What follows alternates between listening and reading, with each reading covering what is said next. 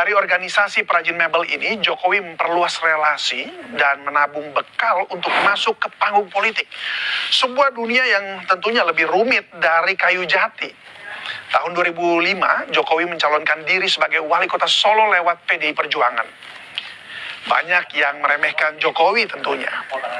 Tapi Jokowi dengan wajah yang terlihat lugu dan senyum yang tenang, jadi alat promosi yang sempurna. Dan ternyata dia menang. Ya mungkin karena rakyat sudah bosan ya dengan gaya politisi lama gitu. Ketika jadi wali kota Solo, gaya kepemimpinannya memang beda. Sering nongol di pasar, kemudian dia belusukan, menyapa langsung warga Solo yang ia jumpai. Dan saat itulah dimulai apa yang disebut dengan era pencitraan progresif. Gayanya membuat dibicarakan oleh banyak orang. Baju putih, celana bahan, murah senyum, dan diikuti kamera yang selalu siap merekam. Di balik pencitraan, wali kota Jokowi juga dikenal sebagai pengambil keputusan yang dinilai sangat pro rakyat. Salah satunya saat memindahkan ratusan PKL di Banjarsari. Nah, para PKL ini diajak berdialog sambil makan. Bukan cuma sekali, ternyata lebih dari 50 kali. Dan Jokowi berhasil memindahkan PKL tanpa kerusuhan, tanpa Satpol PP. Bahkan ia juga kerap mengadakan festival budaya yang mengangkat kota Solo sebagai the spirit of Java. Nah, gaya Jokowi ini ternyata memesona warga Solo, sehingga ia terpilih sebagai wali kota selama 2 periode. Di akhir jabatan periode kedua wali kota Solo, Jokowi bikin gebrakan lagi. Ia mengandangkan mobil dinas yang mewah dan menggantinya dengan mobil SMK, karya anak-anak SMK Negeri 2 Surakarta. Pencitraan dengan memakai pakaian sederhana semakin terdongkrak dengan adanya mobil SMK. Mobil yang disebut-sebut sebagai mobil nasional karya anak bangsa. Meskipun belakangan ini nasib mobil SMK tidak semulus karir Jokowi. Baru 2 tahun menjadi wali kota Solo periode kedua, Jokowi dipilih PDIP untuk maju di Pilkada DKI Jakarta 2012. Putra daerah ini berpasangan dengan Basuki Cahayapurnama atau yang kita kenal Ahok, melawan petahana Fauzi Bowo alias Foke. Jakarta akan bangkit, akan jadi kebanggaan kita semua. Itu yang kita harapkan.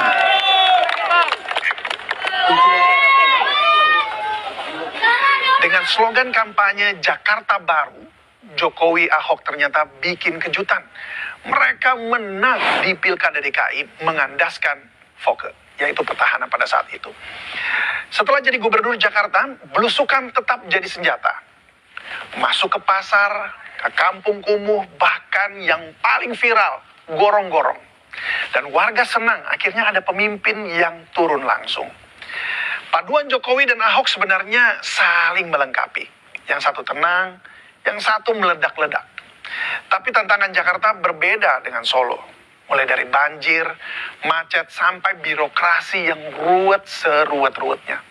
Namun Jokowi punya satu kekuatan, dia tampil beda. Dia dianggap sebagai sosok yang menjadi simbol transisi Indonesia dari era elit ke era rakyat biasa.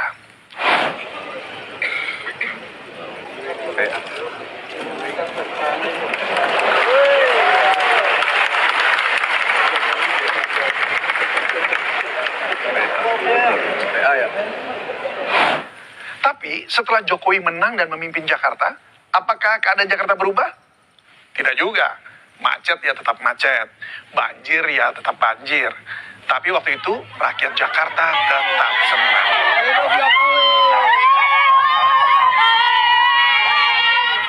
Masalah di Jakarta belum tuntas, tetapi Jokowi meninggalkan Ahok.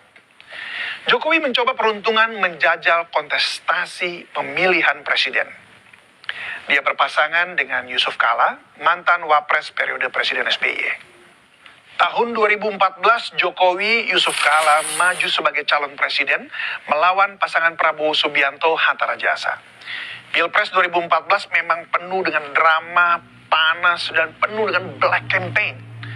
Tapi rakyat tetap memilih Jokowi. Dia jadi presiden dari kalangan sipil pertama yang bukan bagian dari elit politik lama. Program andalannya Tol Laut, Kartu Indonesia Sehat, dan Kartu Indonesia Pintar. Infrastruktur dibangun secara besar-besaran. Bandara, pelabuhan, hingga jalan tol dibangun Jokowi. Tapi tidak semua orang senang. Kritik datang dari kanan dan dari kiri. Dianggap terlalu fokus kepada infrastruktur dan juga dianggap kurang mengurus isu HAM. Seperti di Papua hingga Rempang. Dan ia dicurigai mulai dekat dengan oligarki. Pada Pilpres 2019, Jokowi kembali menang untuk kedua kalinya. Menggandeng Kiai Haji Maruf Amin, Jokowi mengalahkan pasangan Prabowo Subianto dan Sandiaga Uno. Tapi pasca pemilu, Prabowo yang jadi lawannya di Pilpres diajak masuk kabinet. Dan ini menjadi langkah yang cukup pintar untuk meredam pertentangan pendukung lawan. Demi persatuan, jadi alasan menggandeng lawan jadi partner. Pada periode kedua pemerintahan Jokowi, mulai ada kebijakan-kebijakan yang dinilai jauh dari kepentingan publik. Setahun menjabat, tiba-tiba muncul Omnibus Law, paket kebijakan serba bisa, undang-undang yang dinilai jauh dari kepentingan masyarakat umum. Dan ini memicu mahasiswa turun ke jalan-jalan, berunjuk rasa berhari-hari di banyak tempat. Menanggapi perlawanan dari banyak pihak ini, Jokowi kelihatan tetap tenang. Katanya Omnibus Law disusun demi lancarnya arus investasi. Tahun 2020, pemerintahan Jokowi dihantam pandemi COVID-19. Dari Cina, virus COVID-19 menyebar ke seluruh dunia termasuk Indonesia. Dan akibat pandemi ini, 1,3 juta manusia meninggal dunia. Lebih dari 30 juta orang harus dirawat akibat terjangkit COVID. Selain menyebabkan kematian, pandemi ini menghantam sektor ekonomi. Banyak perusahaan bangkrut dan PHK terjadi di mana-mana. Tahun 2022, saat negara belum sembuh dari pandemi COVID-19, ekonomi bahkan masih terseok, Jokowi justru membuat kebijakan baru, yaitu memindahkan ibu kota negara dari Jakarta ke Kalimantan Timur. Dengan ini saya mohon izin untuk memindahkan ibu kota negara kita ke Pulau Kalimantan. Nah, ini butuh dana luar biasa kan untuk membangun IKN. Dan kita nggak tahu dari mana asalnya. Di awal memang Jokowi sempat menyebut bahwa dana tersebut datang dari investor asing yang sudah antri. Ya, itulah kebijakan Jokowi. Dari Omnibus Law disusul IKN, membuat orang semakin bertanya-tanya apa sih sebenarnya ambisi dari Jokowi ini. Di kancah dunia politik, Gibran jadi wali kota Solo, kemudian belakangan jadi wapres. Sementara menantunya Bobi Nasution jadi wali kota Medan, lalu jadi gubernur Sumatera Utara. Dan anak bungsu keputusan Kaisang jadi ketum Partai Solidaritas Indonesia juga membuat orang bertanya-tanya. Bukannya dulu mereka nggak berminat banget gitu di politik ya. Tapi kok sekarang menguasai dunia politik. Cukup membingungkan. Namun itu menjadi pertanyaan publik. Dan publik mulai berpikir kritis. Masihkah Jokowi milik rakyat atau barangkali sudah jadi dinasti politik yang baru? Transformasi Jokowi dari simbol rakyat kecil jadi sosok nasional kemudian dipertanyakan. Oktober 2025 menjadi akhir 2 periode pemerintahan Jokowi. Prabowo Subianto muncul menggantikan Jokowi. Sosok pemimpin yang digambarkan sebagai bagian dari wong cilik sudah tergantikan. Itulah kisah seorang wali kota yang naik kelas jadi gubernur, tapi belum sempat selesai dari gubernur, sudah keburu dipromosikan jadi presiden. Jakarta seakan jadi batu loncatan, belusukan jadi branding, dan rakyat rasa-rasanya harus kembali berhadapan dengan kehidupan nyata. Terima kasih sudah menonton. Sampai jumpa di episode berikutnya. Banyak mengatakan masalah hukum. Kebetulan saya orang hukum ya. Memang mereka ini peneliti. Jelas, semua orang tahu mereka benar. Sebenarnya ramenya ini, yang paling rame-ramenya ini sejak diumumkan hasil laboratorium oleh Bareskrim. Betul kan? Ya. Yang saya tanyakan, Bareskrim itu belum selesai dalam penyelidikannya. Karena pelapornya Bang Egy Sujana itu sakit. Ketentuan KUHP kalau sakit itu harus ditunda. Tidak bisa ditinggal begitu saja. Karena dia belum selesai di BAP. Barangkali begitu dia datang BAP, dia bawa bukti-bukti lain. Bukti-bukti ijazah lain. Tapi kenapa begitu cepat? Padahal banyak perkara-perkara yang saya tangani, itu ada 2 tahun, 3 tahun, itu belum selesai sampai sekarang. Pertanyaan saya, kenapa begitu cepat? Kejanggalan berikutnya, ijazah Jokowi itu kenapa ditarik sebelum ada pengumuman?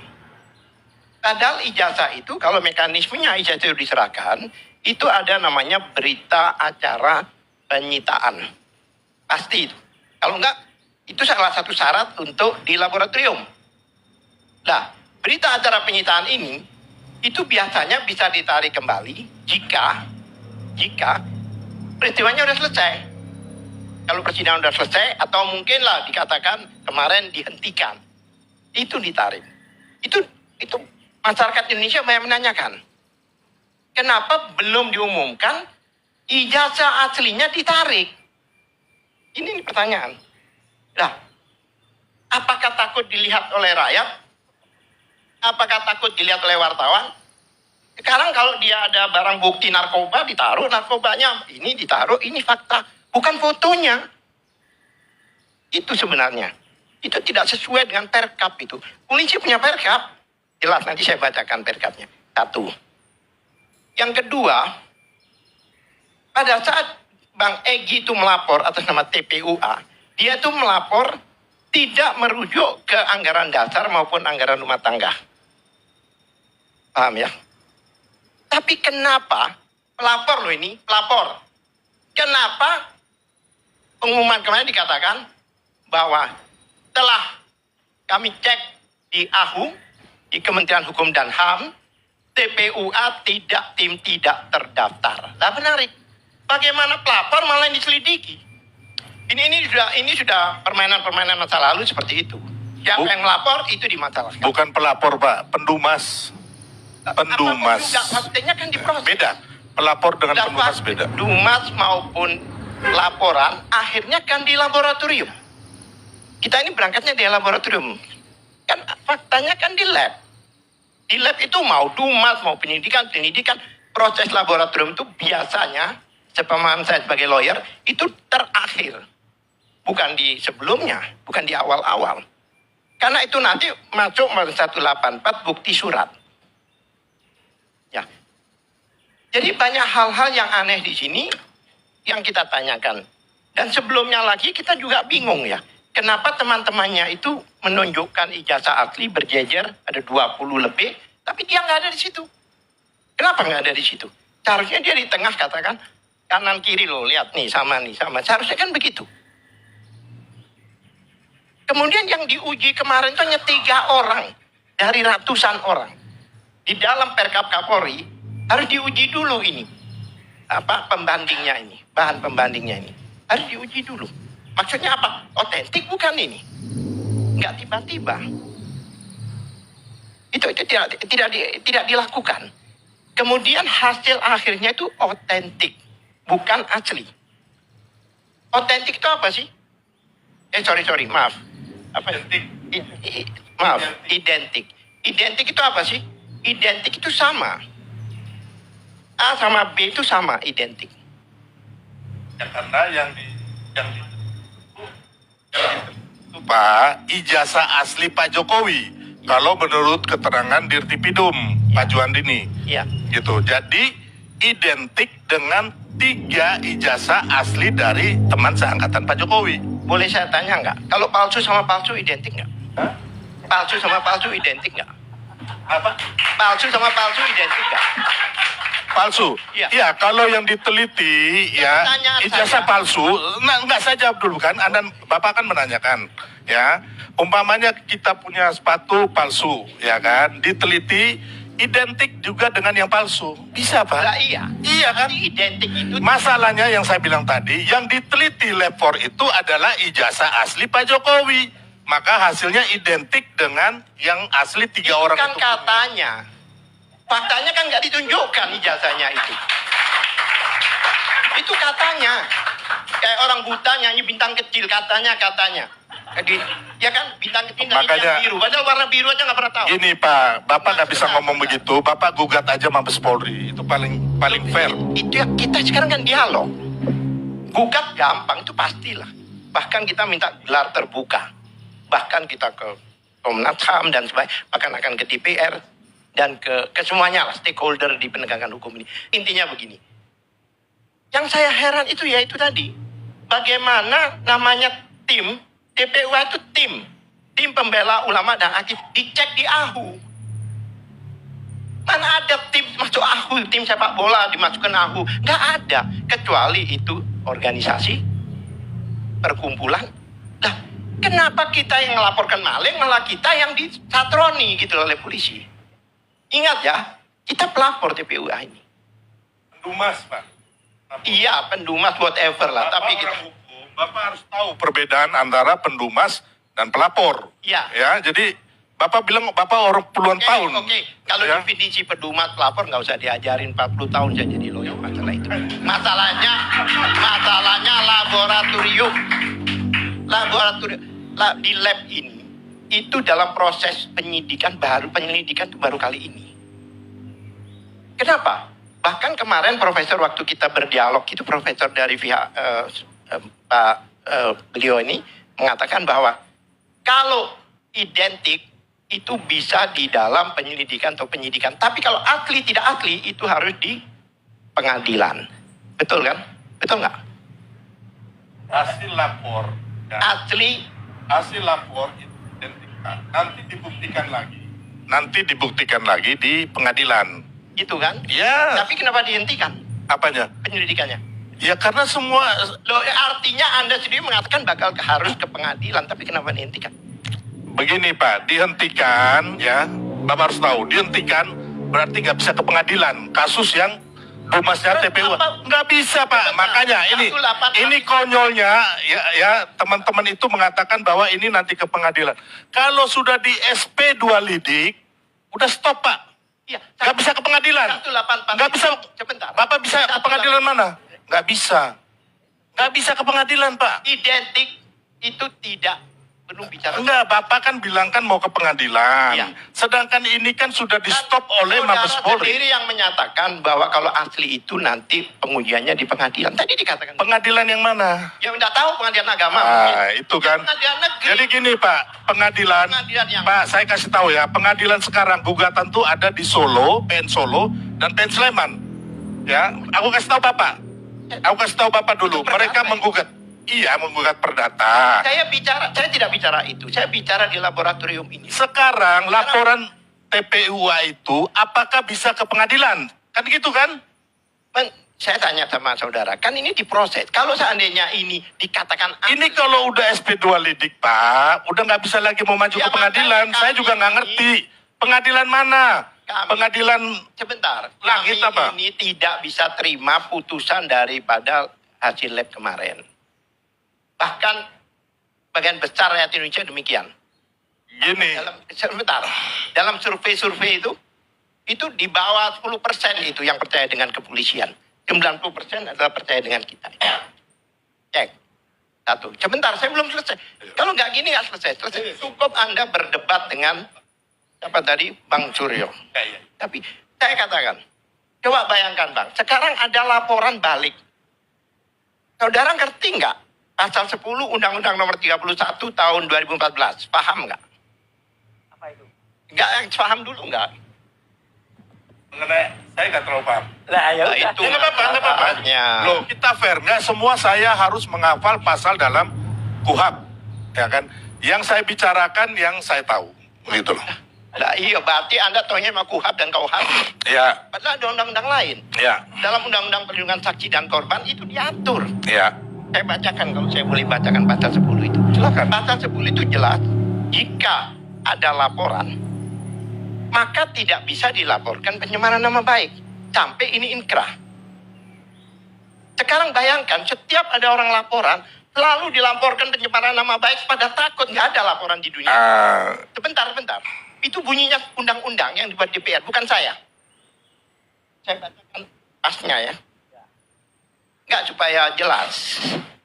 Enggak, Pak, sebelum Bapak masuk itu, Bapak ini nggak paham bahwa laporan TPUA, ya Pak, dengan laporan Pak Jokowi itu hal yang sangat berbeda. Jadi jangan Bapak menganggapkan, sebenarnya makanya saya bilang tadi, Pak, TPUA itu bukan melakukan pelaporan, tapi mereka melakukan dumas. Ya, mereka, Pak Jokowi melaporkan Bang Roy CS ini bukan karena pelaporan TPUA. Harus Bapak tahu. Dengar dulu ya Pak, karena video-video itu kan Bapak tadi nanya. Sebentar. Ya udahlah Bapak. Saya belum dijawab, ini sudah loncat gitu. Kedua-duanya itu sekarang lagi dilidik, baik yang di Barreskrim maupun di sana. Sudah dipanggil Egy Sujana itu untuk dilidik. Yang mana? Yang itu yang di Barreskrim. Barreskrim kan udah stop. Loh, kita bicara sebelumnya bukan setelahnya. Itu dilidik juga, dipanggil Egy Sujana. Ini panggilan keberapa, dia sakit. Jadi bukan dumas sudah wassalam, sudah selesai. Ini sudah laporan informasi. Berarti Anda tidak mengikuti itu. Nah, itu oleh sebab itu saya bacakan undang-undang ini. Ya kan? Harusnya kalau tahu ya ngomongnya. Itu tadi saya omongkan. Saya nggak usah baca. Bahwa setiap ada laporan, saksi, lapor dan sebagainya, ya kan? Itu tidak bisa dilaporkan balik, apalagi dengan pasal 310, 311, pencemaran nama baik. Sebelum inkrah.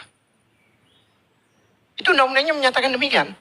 Bagaimana menurut saudara undang-undang ini? Ya, jadi gini Pak, yang dilaporkan Undang-undang ini bagaimana?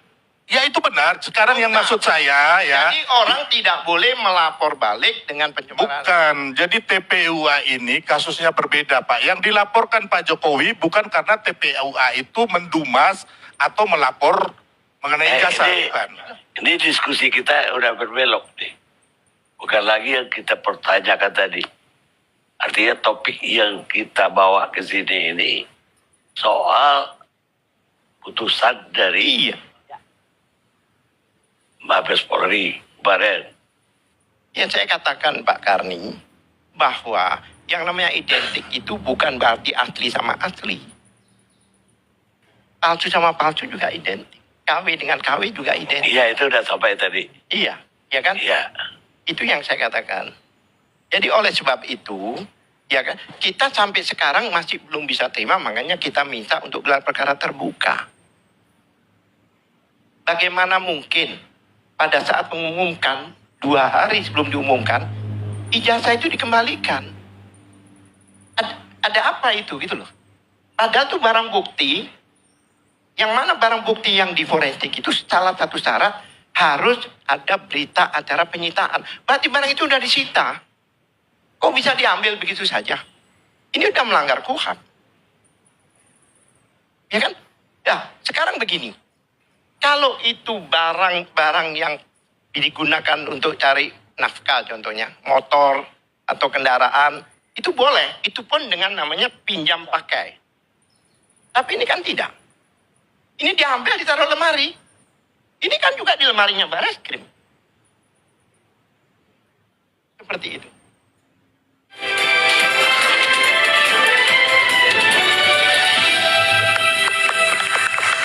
Saya langsung ke Kabarreskrim Polri 2008-2009, Komisaris Jenderal Polisi Susno Duaji. Pak Susno, tadi ada beberapa yang saya simpulkan dari Bung Rismon, Pak Bang Roy. Yang pertama ada ketidakyakinan polisi. Saya mau konfirmasi dari betul apa enggak ya. Karena tidak ada barang, disimpulkan kenapa ada ketidakyakinan polisi, karena tidak ada barang bukti di meja. Hanya ditampilkan dengan resolusi bahkan yang rendah. Satu. Kemudian yang kedua, polisi tidak berhak untuk menyimpulkan asli atau tidak asli, karena yang diuji adalah identik atau tidak. Identik atau tidak harusnya outputnya atau hasilnya adalah prosentase, bukan kesimpulan asli atau tidak asli. Itu dari Bung Rismon. Silakan dijawab Pak Susno. Baik, pertama saya ingin menjawab bahwa saya akan berbicara bukan mengatakan ini asli, ini palsu, dan saya tidak akan mengatakan bahwa yang ini benar atau yang duduk di sini benar. Mestinya saya duduk di dekat Bang Adinda Ripli itu. Oke. Jadi apa yang saya katakan tidak ada kesimpulannya. Pertama saya katakan bahwa percayalah bahwa laboratorium kriminal namanya dulu. Lapor Sekarang namanya Lapor Polri. Saya yang bawahi itu karena saya Kabarisskrimnya. Dan Pak Roy tahu persis itu karena Pak Roy juga ngajar di GC-Leg. Bahwa Laboratorium Polisi Indonesia, Lapor itu terbaik di seluruh Indonesia. Dan sangat-sangat komplit dan sudah dipraktekkan untuk apa saja ada. Lapor di Mabes Polri. Narkotik, darah, kemudian sampai peluru, kimia, dan sebagainya. Dan selalu berhasil. Kita termasuk tadi masalah komputer, masalah tulisan kehakiman, tulisan forensik ya, yang tentang ijazah dan sebagainya. Itu terbaik. Saya tidak bicara manusianya ya, laboratnya terbaik. Dan manusia yang mengawak itu, waktu saya dulu, alhamdulillah semua yang kita masukkan situ terungkap. Ya. Saya tidak bicara masalah pribadi manusianya. Nah sekarang kita berbicara sesuatu yang istilah bahasanya salah. Kenapa saya katakan salah? Kita ingin mengatakan satu identik dengan tidak identik. Apa yang dipegang oleh Pak Jokowi, terlepas dari asli apa tidak, sah atau tidak, jelas tidak ada identiknya. Nggak mungkin. Ini adik-adik sekolah di mana ini? Fakultas apa ini? Sekian banyak sama-sama sekolah, sama-sama tamat. Terima aja ijazah nanti, tidak akan ada yang identik. Kalau identik berarti kembar ijazahnya. Ijazah Pak Jokowi dengan yang dibandingkan tidak akan identik. Sebentar Pak, ini kan berbeda hanya nama, tanggal lahir. Ya itu pengertian identik itu sama. Tapi kan bisa dianalisis misalnya. Tidak pakai tapi. Tulisan. Yang namanya identik itu 100% sama. Oke. Jadi pasti tidak identik. Oke. Maka yang dipersoalkan di sini sebenarnya bukan identik dengan tidak. Sah tidak Pak Jokowi memegang ijazah itu. Nah, ijazahnya Adinda Fitria, Fakultas Hukum USU, hilang. Dicopet di Tanah Abang karena nggak tahu dia orang Batak. Mau nyopet 10 juta tadi Pak. Ya, hilang ijazahnya, kemudian dia minta ijazah lagi ke USU sebagai pengganti. Apakah ijazahnya Fitra tadi asli apa tidak? Yang baru dari USU? Ya. Asli? Bukan asli kan, sudah Maksud saya sah. Tapi sah apa tidak? Sah kan? Sah. Nah, jadi antara asli dengan sah, it is very different. Beda ya. Bukan asli tapi sah. Ya, sekarang mari kita lihat Pak Jokowi. Sah tidak dia memegang ijazah yang di tangan dia itu. Cara membandingkannya itu nanti. Kita telusuri prosesnya sebagai penyidik. Prosesnya gimana? Pak Jokowi terdaftar apa tidak sebagai mahasiswa di UGM, Fakultas Kehutanan. Pak Roy, ini alumni UGM, ini beliau ini hebat. Waktu tahun 80-an, penerimaan mahasiswa itu tidak ada istilah sepenmaru skalu ya. Ada 10 universitas yang digabung penerimaan mahasiswanya UI, UGM, Unpad, terus pokoknya 10. Tahun 80, koran di Jogja yang sering dibaca Pak Roy itu adalah Kedaulatan Rakyat. Ya. Adik saya pun diumumkan lulus apa tidak pada tahun itu melalui KR. Tinggal dilihat aja di Fakultas Kehutanan tahun 80 ada nggak nama Joko Widodo dari Solo. Oke, itu pertama. Saya tidak jawab ada apa tidak ya.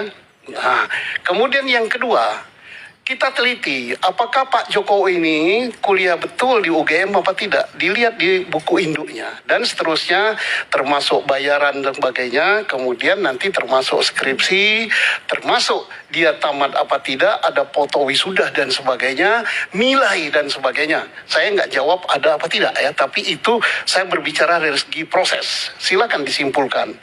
Kemudian yang berikut baru ditanyakan kepada UGM. Pak UGM, Pak Dekan, betul nggak punya mahasiswa nama ini, tamat apa tidak? Ya yang ditanya tidak mungkin nanyanya ke USU. Kalau jawaban USU pasti nggak ada kan, walaupun dia punya Fakultas Kehutanan. Tanya ke situ, saya nggak tahu jawabannya apa, karena saya tidak lagi Kabarisskrim. Kemudian tentang skripsinya, ditanyakan aja kepada mereka.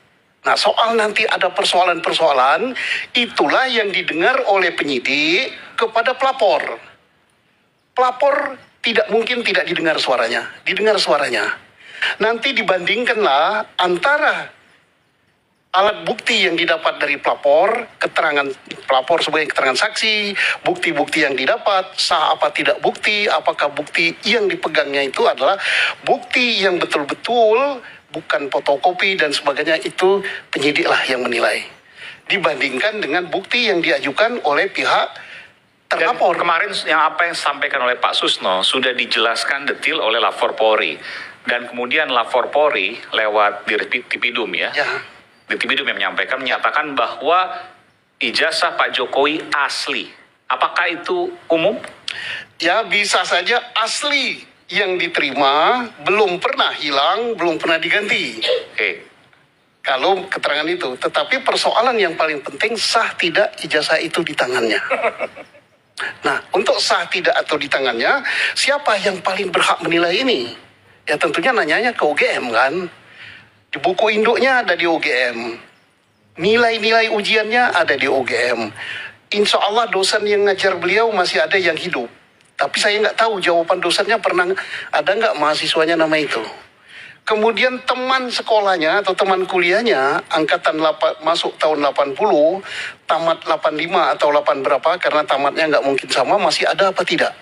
Itulah yang ditanya. Nah, yang ditanya itu kemudian jawabannya apa? Makanya kalau misalnya dari laborat itu baru yang terakhir. Nah, laborat itu supaya tidak menimbulkan persoalan tadi, bahasanya mungkin identik atau tidak identik. Tidak mungkin identik 100%, tapi dikatakan kertasnya sama antara kertas Pak Jokowi dengan kertas alumni tahun sekian ini. Fontnya sama. Ya mungkin. Polanya sama. Saya nggak mengatakan sama ya. Misalnya. Tapi jawaban dari mereka, karena mereka yang bandingkan kan.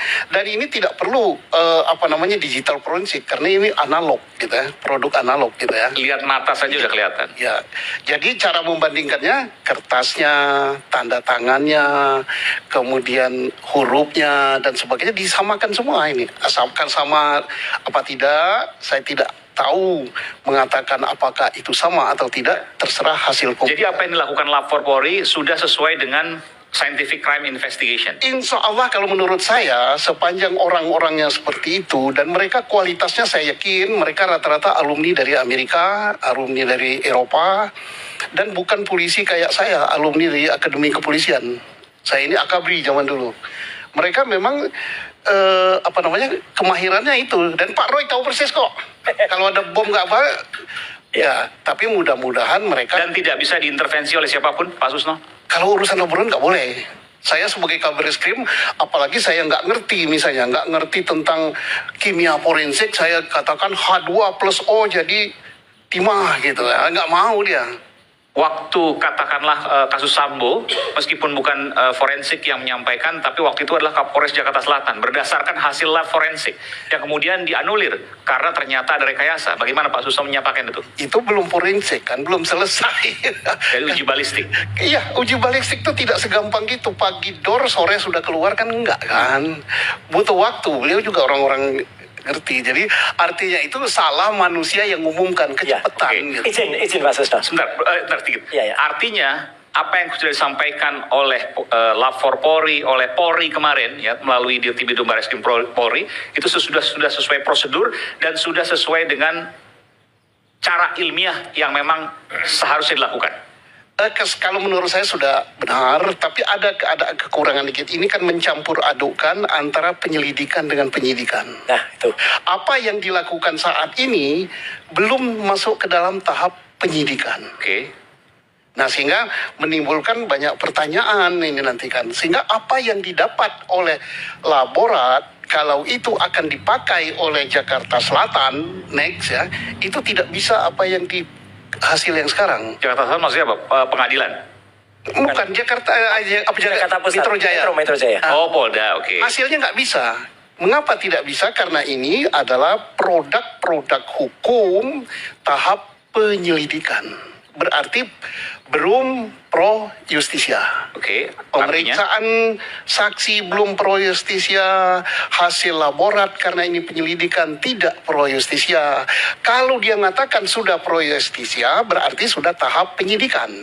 Berarti sudah ada surat pemberitahuan dimulai penyidikan kepada jaksa penuntut. Nah, maka kemarin itu namanya penghentian penyidikan. Tapi ini kemarin kan adalah penghentian penyelidikan. Ada ya, penghentian penyelidikan. Nah, penghentian penyelidikan ini untuk adik-adik mahasiswa Fakultas Hukum, memang ini akan menimbulkan pertanyaan. Dilarang.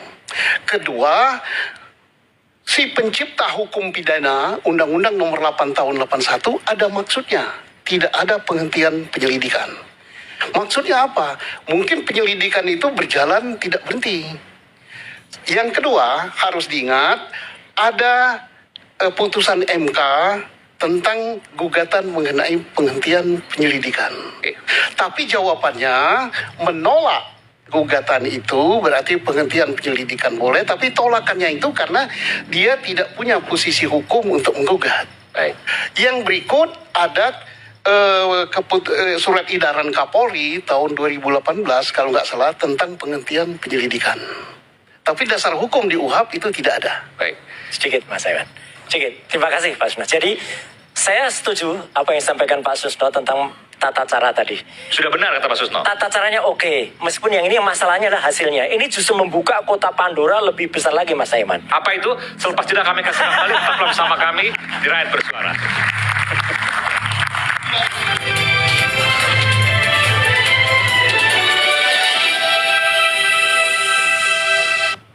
Seandainya nggak ada Wahabi, mungkin sebagian saudara kita berlebih-lebihan di dalam hal tabarruk, tawassul. Ya agar kalau misalnya ada oknum keluarga habaib yang aneh-aneh itu, kita bisa mengingatkan, Beb, antum ini, kami ini wajib habah sama antum kok menyimpang begini, gimana gitu. Kemudian Allah juga menentukan kita sebagai umatnya juga tidak main-main. Kemudian sekarang ini fitnah datang bertubi-tubi, tidak main-main juga. Ketika Habib Abdullah bin Muhsin Al-Abbas ditanya pada waktu munculnya Wahabi, ini gimana Beb? Ini Wahabi nih muncul ini semuanya dibunuh, kuburan diratakan dengan tanah. Ternyata apa? Kata beliau, hikamun anzalahallahu 'alan nas. Ini banyak hikmahnya yang diturunkan oleh Allah kepada manusia. Mengapa? Likai yatawassatu wa ya'tadilu ba'da an kanu malu. Agar mereka ini kembali ke jalan yang moderat, jalan yang netral. Setelah sebelumnya mereka ini agak miring. Nah, ajaran Ahlus Sunnah wal Jamaah yang disebarkan kepada bangsa Indonesia ya di mana-mana, dari sejak Wali Songo kemudian para habaib habis itu, ini kan memang ajaran yang moderat. Kata Sayyidina Ali bin Abi Thalib karramallahu wajhah, kata beliau, khairun nas annamatul awsat. Sebaik-baik golongan adalah kelompok moderat. Mengapa kelompok moderat golongan paling baik? Yalhaqu bihim at-tali. Orang yang terlambat biar menyusul pada mereka. Terlambat ini artinya kalau sekarang ya radikal kiri. Radikal kiri, sumbu kepanjangan. Kemudian ada lagi kelompok yang radikal kanan. Wa yarji'u ilaihim al-ghali. Lalu kelompok yang hulat, kelompok yang berlebih-lebihan, yang ekstrim, itu agar mundur ke belakang, agar kembali kepada kelompok moderat ini. Nah, ini mungkin terjadinya fitan di akhir zaman ini. Ya mungkin karena ada memang saudara-saudara kita ini sudah agak miring-miring. Mungkin ada miring kanan, mungkin